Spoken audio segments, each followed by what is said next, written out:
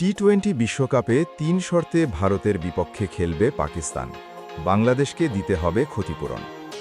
পাকিস্তান সরকার টি-20 বিশ্বকাপে ভারতের বিপক্ষে ম্যাচ না খেলার ঘোষণা দেওয়ার পর নড়েচড়ে বসেছে আন্তর্জাতিক ক্রিকেট কাউন্সিল আইসিসি। দেশটিকে বয়কট থেকে সরিয়ে আনতে গতকাল পাকিস্তানে ছুটে গেছেন আইসিসির ডেপুটি চেয়ারম্যান ইমরান খাজা। সেখানে পাকিস্তান ক্রিকেট বোর্ডের চেয়ারম্যান মহসিন নাকভির পাশাপাশি বাংলাদেশ ক্রিকেট বোর্ডের প্রেসিডেন্ট আমিনুল ইসলামের সঙ্গেও কথা বলেছেন ইমরান।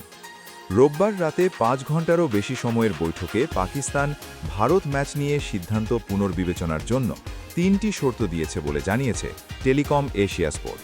সূত্রের বরাতে ৩টি শর্তের কথা বলেছে ভারতের গণমাধ্যম এনডিটিভিও। প্রথমটি হচ্ছে লভ্যাংশের পরিমাণ বৃদ্ধি। বর্তমানে পাকিস্তান আইসিসি হতে যে অর্থ পায় তা আরও বেশি পরিমাণে চায় তারা। দ্বিতীয় শর্ত, ভারত পাকিস্তান দ্বিপাক্ষিক সিরিজ চালু।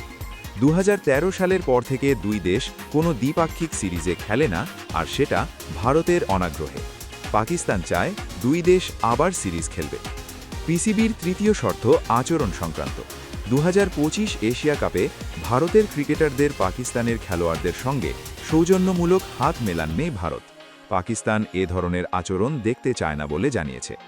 এ বিষয়ে টেলিকম এশিয়া স্পোর্টকে সূত্র বলেন, বৈঠকে আইসিসির কাছে পিসিবি চেয়ারম্যান কিছু শর্ত তুলে ধরেন, যার মধ্যে আছে টি-20 বিশ্বকাপ খেলতে না পারায় বাংলাদেশকে বর্ধিত ক্ষতিপূরণ দিতে হবে, ২ বাংলাদেশকে টি-20 বিশ্বকাপে অংশগ্রহণ ফি প্রদান করতে হবে, এবং ৩ ভবিষ্যতে একটি আইসিসি টুর্নামেন্ট আয়োজনের শর্ত দিতে হবে।